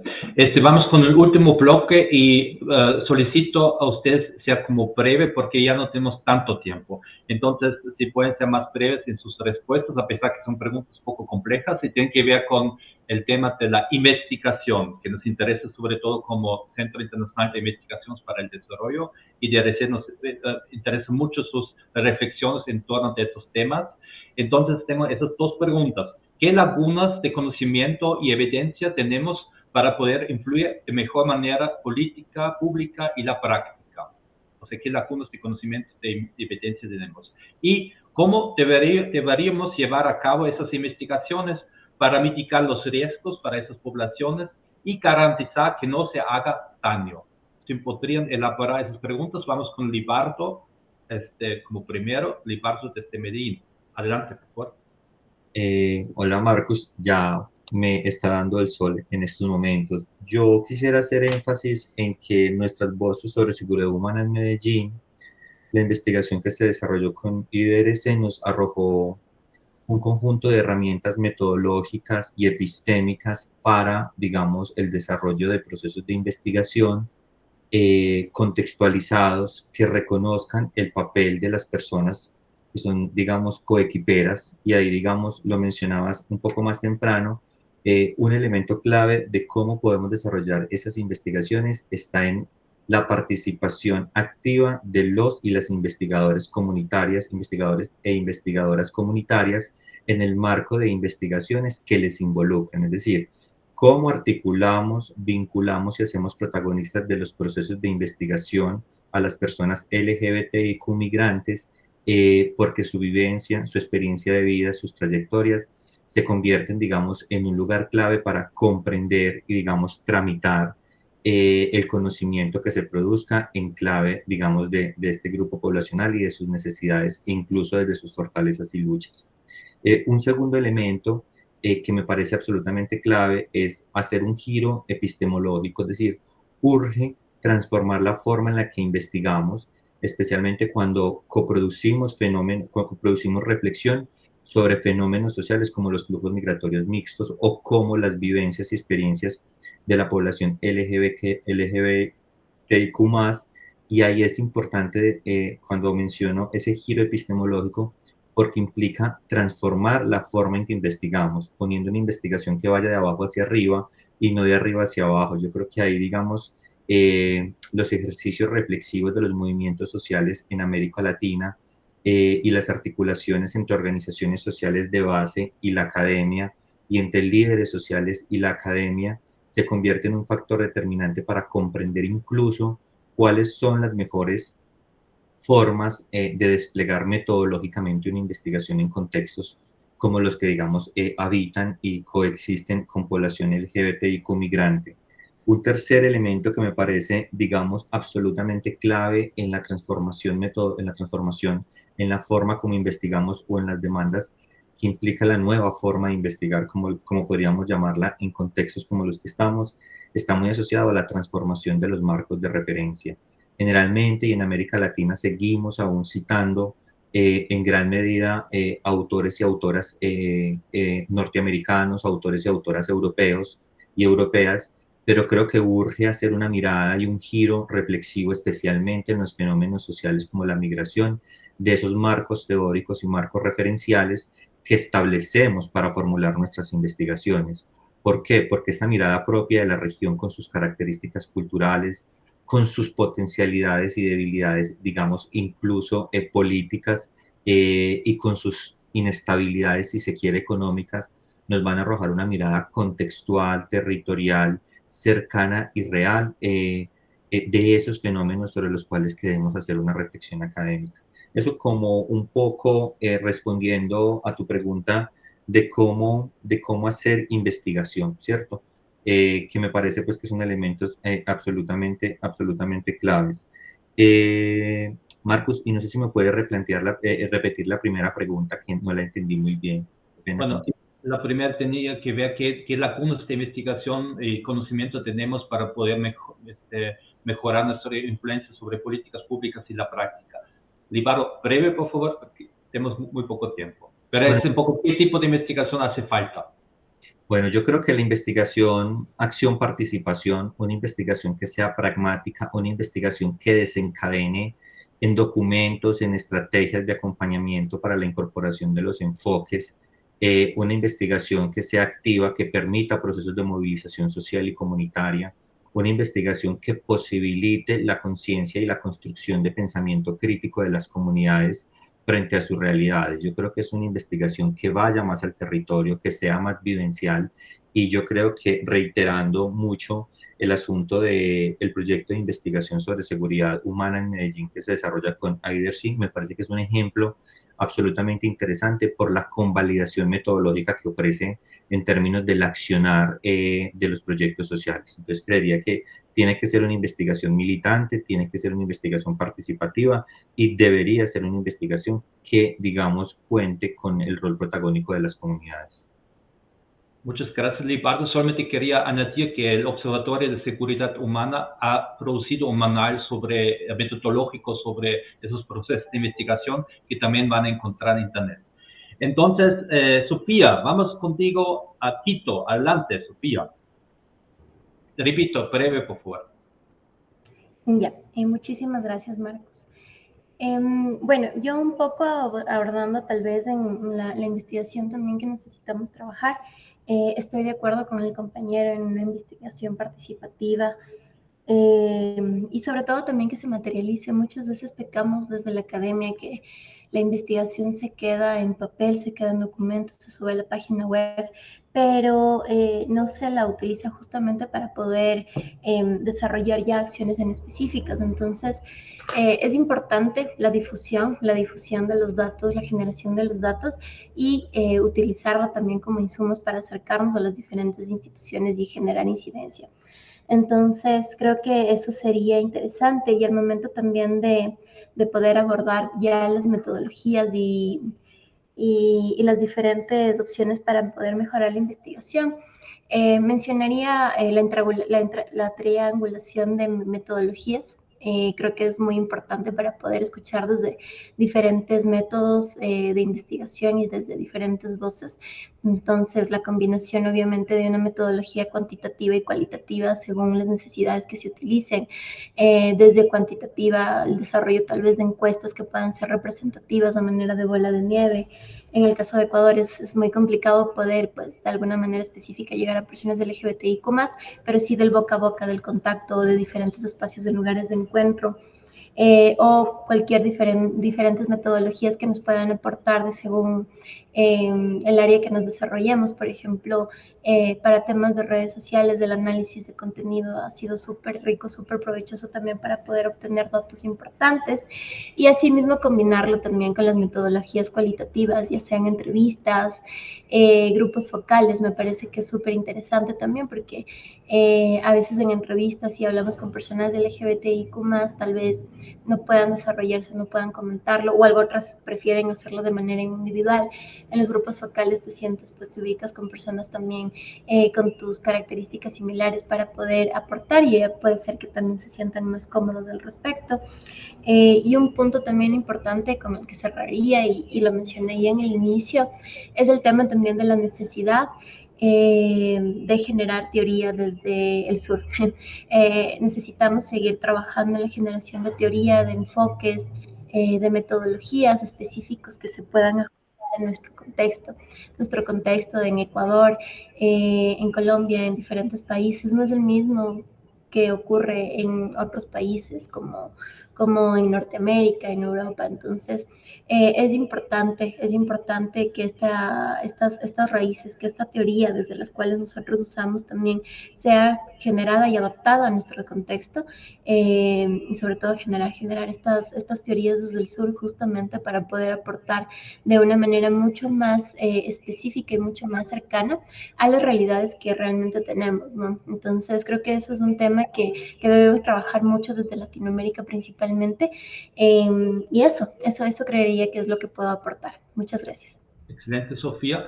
Voy a pedir a Carlos como siguiente para compartir sus ideas y reflexiones y recomendaciones.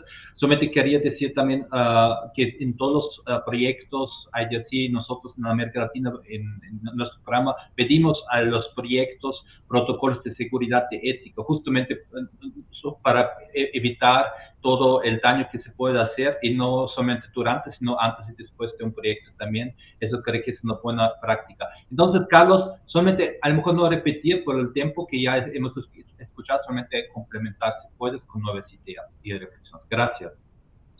Sí, Marcos, totalmente. Pues para ser muy breve, yo diría que la mayor laguna, digamos, no metodológica, sino la mayor laguna para avanzar en investigaciones sobre la población LGBTI en el contexto latinoamericano, creería que sería la falta de datos, ¿sí? falta de data producida por organismos institucionales que nos permita tener claridad sobre la incidencia laboral, personal, sobre las mediciones que en otros grupos poblacionales o etarios sí están más claras, ¿sí? Acá en Colombia, por ejemplo, el Departamento Administrativo de Estadística nos da una óptica clara sobre, pensemos, la inflación, la pobreza multidimensional y otros tipos de variables que creo que serían importantes. Pero al no transversalizar el enfoque, no podemos saber cuál es la situación, por decirlo así, de la población LGBTI en esos contextos, ¿sí? ¿Cuánta población LGBTI vive por debajo de la pobreza? Y eso es muy importante, porque a partir de la data podemos generar mejores investigaciones, pero adicionalmente también podríamos generar mejor política pública. Digamos, para ser muy breve, diría que ese es el mayor reto y es hacia donde también tenemos que enfocar todos los esfuerzos para que entre más datos tengamos, mejores investigaciones podemos hacer. O las investigaciones deben poder generar mejores datos para la toma de decisiones de política pública. Excelente, Carlos. Yo creo que es importantísimo tu punto y a través del proyecto nuestro buscamos justamente fomentar una mejor mejores bases de datos sobre esas poblaciones. Sabemos hay mucha invisibilidad, no tenemos datos de evidencia y sin datos de evidencia no podemos incidir políticas públicas. Ni siquiera sabemos cuántos son, no sabemos dónde están, no sabemos muchas cosas, como dices, también desde la pobreza, acceso a educación, trabajo, salud, etcétera. Tampoco no tenemos datos suficientes, coherentes o metodológicamente rigurosos sobre desapariciones, por ejemplo, que son muy importantes también. Y bueno, vamos a hablar con Marta, por favor. 2 minutos, adelante, gracias. Seguro, haré lo mejor que pueda. Pues bueno, yo creo que esto tal vez no es una laguna, pero siempre me parece importante insistir en que la investigación sobre las migraciones y el desplazamiento de personas LGBTIQ+, no se puede solamente quedar en la dimensión individual. Sino que se debe hacer un análisis interseccional que realmente nos permita una visión panorámica que dé cuenta de los factores estructurales e institucionales que están creando las vulnerabilidades, porque las vulnerabilidades no vienen de las identidades, sino de estas interconexiones estructurales e institucionales también. La otra parte que yo diría que es importante, y pues bueno, aquí estoy de acuerdo con todo lo que se ha dicho, y yo le añadiría como la visión transfronteriza. Yo pienso que es muy importante crear teoría y datos desde el sur, y también creo que hace falta crear conocimiento desde el sur para una comprensión transfronteriza en las Américas, porque estas migraciones realmente afectan a toda la región, a todo el hemisferio. Y finalmente, pues cómo debemos llevar a cabo estas investigaciones para mitigar los riesgos. Pienso que uno de los retos grandes es cómo lidiar con la falta de visibilidad y a la vez con la hipervisibilidad de ciertos sujetos vulnerables, donde muchas veces las formas de investigación revictimizan o generan también vulnerabilidad en los sujetos que se pretenden visibilizar. Y lo dejaría ahí. Gracias, Marcos. Muchas gracias, Marta. Me parece sumamente importante también en cuanto a investigación, hay a veces sobre explotación, sobre extractivismos de algunas poblaciones en situación de vulnerabilidad y en algunos territorios sobre todo, que es muy problemático y promueve justamente esa revictimización que estás diciendo. Tenemos una pregunta solamente y por eso me gustaría leerles la pregunta de Pilar. Es la pregunta dirigida a Carlos, Libardo y Sofía. ¿Os habéis encontrado con lo que hablaba Marta en cuanto a la expectativa de realizar una respetabilidad para tener garantizado el acceso a las ayudas sociales, jurídicas, sanitarias? Bueno, pues voy a dar la palabra primero a Sofía, si quieres responder, si no, me dices. Gracias. La verdad es que no entiendo muy bien la pregunta. No sé, tal vez si la podría detallar de manera diferente. Ok. Vamos con Libardo. Marcus, pues si la comprendí bien, yo plantearía lo siguiente: el hacer unos procesos de transversalización del enfoque migratorio y del enfoque de diversidades sexuales o de disidencias sexuales, corporales y de género, en el marco de políticas de inclusión, en el marco de normativa, en el marco de planes, proyectos y programas, tiene los riesgos de institucionalizar esos cuerpos. Es decir, deberían existir unos procesos conscientes de transversalización que no normalicen, regularicen o higienicen los cuerpos LGBTIQ migrantes como un prerequisito para acceder a la ayuda estatal o como un prerequisito para acceder a las apuestas de las políticas de inclusión.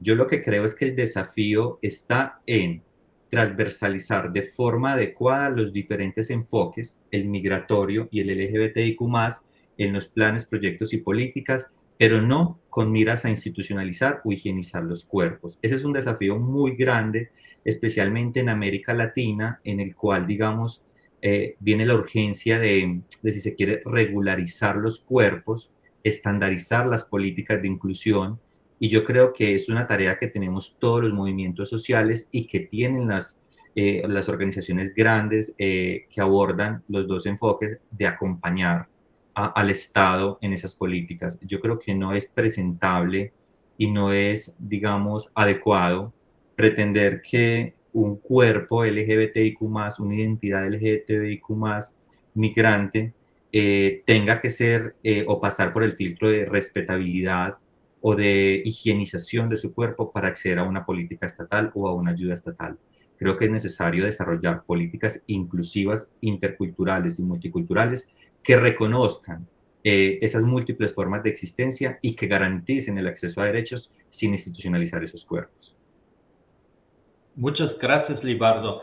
Carlos, brevemente, si tienes también alguna reflexión. Hola, Marcus. No, pues lo que pasa es que estoy como Sofía, yo no entendí realmente bien la pregunta, entonces no tendría comentarios frente a ella en este momento. Ok, tiene que ver con ese aspecto de que, bueno, si yo entiendo bien también que dijo Marta, expectativas desde la institucionalidad, desde los políticos, desde los tomadores de políticas, desde la sociedad también, de que esas poblaciones tienen que hacerse respetables para tener luego acceso a esos derechos. Marta, sí, así lo entiendo yo también. Y si ustedes tienen experiencias, Marta, si quieres complementar, y luego Sofía.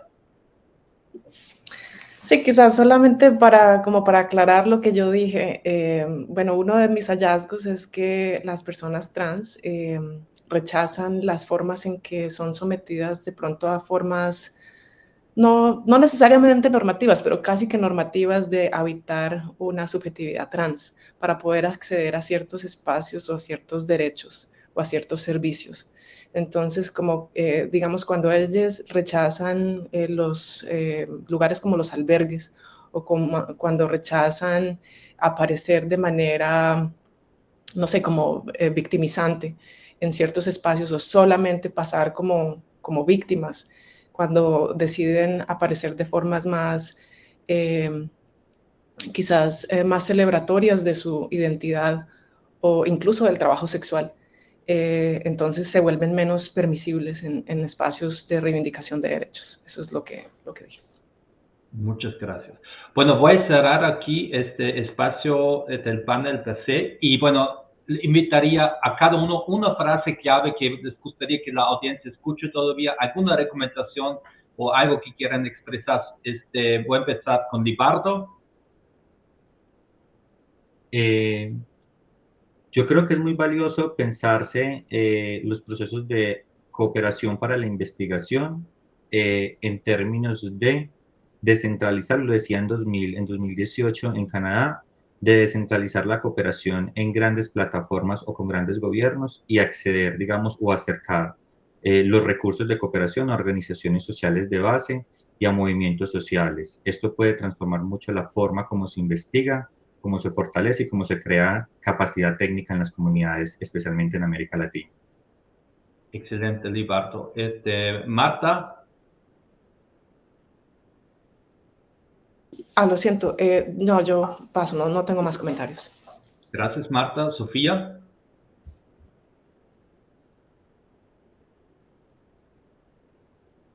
No te escuchamos. El micrófono, Sofía.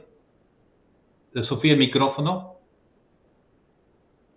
Ok. Sofía, el micrófono. Ahí me escuché, ya. Quisiera ahondar un poquito también en la pregunta anterior, es que sí nos hemos encontrado también con estos casos. A veces también hay que tener cuidado cuando la ayuda humanitaria también se vuelve en un asistencialismo que puede ver más allá, porque a veces también ya las personas LGBTIQ+, se pueden acostumbrar también, migrantes, ¿no? En sí, cualquier persona, se pueden acostumbrar también al hecho de solicitar ayudas en diferentes instituciones y es algo con lo que se tiene que tener cuidado también. Y sí, en efecto, con activistas tal vez mucho más empoderadas, más que trabajan ya desde otra visión, sí se ve ese tema también bastante claro, como mencionaba Marta. Marcos, ¿me podría repetir la última pregunta, por favor? No, solamente si quieres compartir una última reflexión, sobre todo para toda la audiencia, pero si no, estamos bien. Ok, perfecto. Sí, nada más invitarles a todos y recordar que a propósito de las fechas, pues que es una conmemoración, no es una celebración, no es una fiesta, sino es una reivindicación y una exigibilidad de nuestros derechos como poblaciones LGBTIQ+, y que más bien sigamos trabajando no solo en este mes, que estos espacios no se generen solo por estas fechas, sino también en diferentes ocasiones y en todo el año, ¿no? Porque todavía seguimos viviendo diferentes formas de vulneración y violencia y discriminación. Entonces, eso y que tengan un excelente día mañana como un Día Internacional del Orgullo LGBTI. Excelente, Sofía. Carlos. Bueno, Marcus, creo que cerraría respondiendo a la pregunta y también nos hemos encontrado con esto. Es una tensión que existe y está presente en las formas en que se ve la política pública o se ve la existencia y el ideal de lo que debería ser un buen gay, una buena trans, una buena lesbiana y demás. Entonces, sí hay una tensión basada en una idea prejuiciosa por parte en ocasiones de el Estado que brinda la asistencia o la organización que la brinda. Y para cerrar, no, solamente diría que creo que el avance en la investigación, el avance en la generación de data nos va a permitir hacer cada vez mejores políticas públicas, que es al final lo que de una forma u otra puede ayudar a transformar la vida y a la eliminación de barreras por parte de las personas LGBTI. Muchas gracias por el espacio. Muchas gracias, Carlos, de Colombia TV. Caroline, I'm going to switch over to English if you just would like to share some concluding remarks, and then we have to stop transmitting here. Caroline, over to you, please.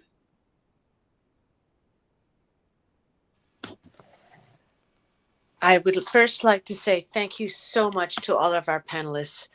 It's been very thought-provoking, and I've been reflecting as I've been listening in terms of the importance of continuing to fight as allies for the rights of those migrants who are also LGBTQI, and to ensure that those whose fundamental rights are being violated on a daily basis, not only because they're outside their own country or outside their own community, but because of the nature of criminalization of love.